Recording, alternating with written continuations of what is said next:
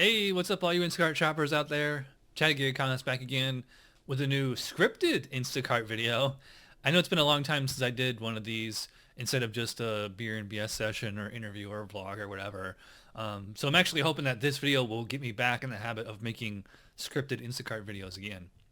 But before we get into today's topic, let me remind you of my new online store, thegigeconomystore.ecwid.com or bit.ly/gigeconomystore. There's a link in the description below. So if you want to get the same spreadsheets that I use to keep track of all my earnings, expenses, mileage, and all my data points, trends, metrics, all that with Instacart, you can download them at my site for a small fee. All right, so back to the topic at hand. So it looks like Instacart is abandoning schedule hours and going to a nationwide 100% on-demand setup. Some markets had already been 100% on-demand for a while, but this is going to be a pretty radical shift for the rest of the country. I don't believe there will be any hours only or even hybrid zones after March 2nd. So is this going to be, better or worse for Instacart shoppers? Everyone seems to have very strong opinions about this on all sides. So in this video, I'm going to go over the pros and cons of on-demand, as well as my own thoughts, of course. Of course, the first question to ask is, why is Instacart going to a completely on-demand setup? I suspect there are three main reasons for this. They don't have to rely on scheduled shoppers and instead go by a whoever wants it, work it model. That definitely increases the chances there's going to be someone ready, willing, and available to work at literally a moment's notice. Uber and Lyft function on the same model that anyone can work whenever they want. This is why there's a rideshare car in every corner and riders don't have to wait long to get picked up. Instacart is essentially using the same logic towards grocery shopping. The second major reason for this change is that it's got to be a cost-cutting measure. Labor is every business's biggest expense. To make it cheaper, you either need less laborers or people who are willing to work for less money. Since they're certainly not cutting back on shoppers, the latter option is probably what they're going for. If you've ever watched the on-demand queue, you'll notice that there's almost always a bunch of garbage lowball batches that you would never take in a million years, but there's probably somebody out there willing to gamble on those $7 no tip 40 item batches, hoping they'll get a big cash tip at the door or later in the app. Lastly, I suspect this move is in reaction to AB5. If you're not familiar with AB5, it was a law passed in California that put massive regulations on the gig economy because the politicians didn't feel that gig economists were truly independent contractors, so they forced the companies to classify contractors as employees. Uber, DoorDash, and some other companies are probably going to challenge the legality of AB5 all the way to the Supreme Court if they can. In the meantime, Instacart is just being proactive in case the other 49 states implement their own version of AB5. If contractors are obligated to designated hours, you could see how that makes them akin to employees. So those are the three main reasons why Instacart is going to an all on-demand setup, at least in my personal opinion. But let's talk about the pros and cons of the situation, starting with the positive aspects. One of the reasons I became a full-time gig economist is just having the freedom to work whenever I want. Even though I work pretty much the same schedule every week, it's still nice to know that I can sleep in if I want, or I can go home early if I want. I don't like being beholden to a time clock. So with a nationwide on-demand setup, every Instacart shopper out there is now going to have the same freedom as I have. I'm sure this is going to be a relief to a lot of people who have had to schedule their hours around their W-2 jobs and family obligations. If Instacart is a side gig for you and something suddenly comes up, you don't have to worry about canceling your hours and getting a reliability incident. You can just go do whatever you have to do. It's also nice because you don't have to worry about meeting the early access requirements anymore. Plus the fact that the shopper app would usually lag with everyone bum rushing it, trying to grab hours on Sunday mornings. If you got screwed out of hours, you have to, hope and pray. You could waitlist hours on Wednesday morning, but the way that thing worked was, in my opinion, borderline sham, but that's a subject for another sermon. So with an all on-demand setup, both of those problems are completely eliminated.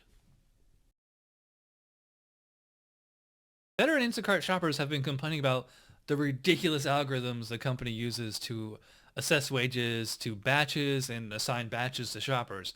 I can't tell you how many times I was sitting in the parking lot of a store with a bunch of red hotspots around it only to be offered a lowball batch for a store all the way on the other side of town or even 20 miles away. And if you decline too many lousy batches, you get kicked off shift. Usually you could get back online, but sometimes you'd get slapped with a RI. Under this new system, all those RIs will disappear completely, so, that's nice. And with the complete, 100% on-demand setup, we'll have a lot more control over what batches we're going to work up to a point. It's nice to be able to decide which batch you're going to take instead of being at the mercy of the algorithm gods, as I call it. In fact, you could theoretically only work batches for one chain or even one particular store within a chain. If you don't want orders with heavy items, you could skip those and find something with lighter items.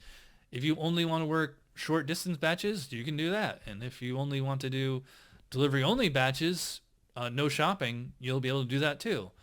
But whether there will be enough available batches to meet your preferences is another story.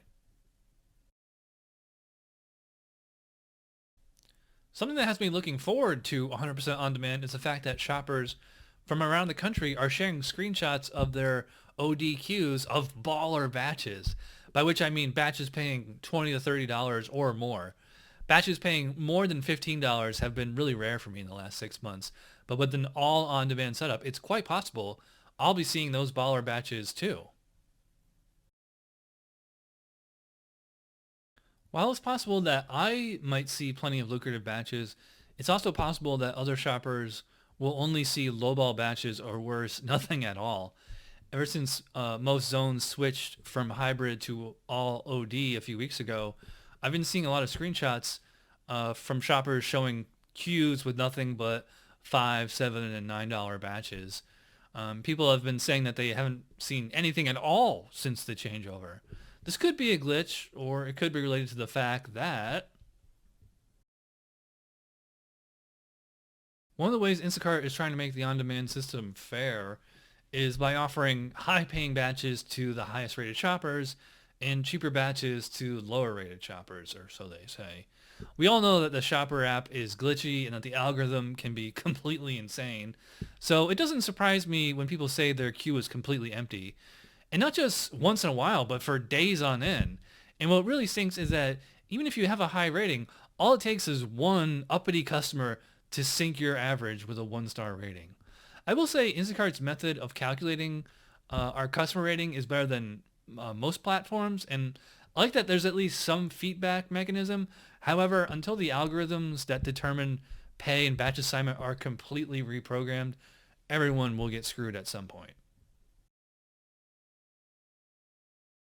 If you ask any Instacart shopper if they believe their zone has too many shoppers, 99% of them will say yes. Shoppers routinely blame low-paying batches on an overabundance of new, ignorant, desperate shoppers who will accept anything just to get work. Having to schedule hours and having to earn early access likely prevented some charity shoppers from undercutting the wiser shoppers, but without the check of scheduled hours anymore, there's nothing to stop those bottom-feeding shoppers from outnumbering those of us who know how to discriminate when it comes to picking batches.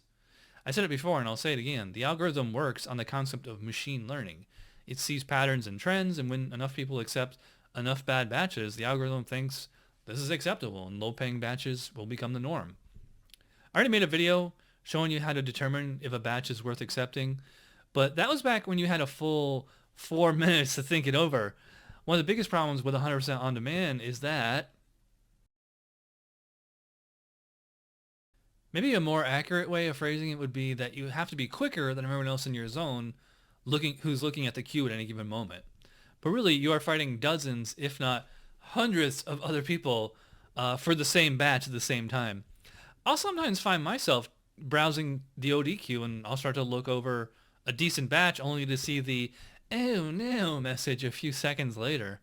And that was in the hybrid setup. I can't imagine how fast truly good batches are going to get snatched up in an all on-demand configuration.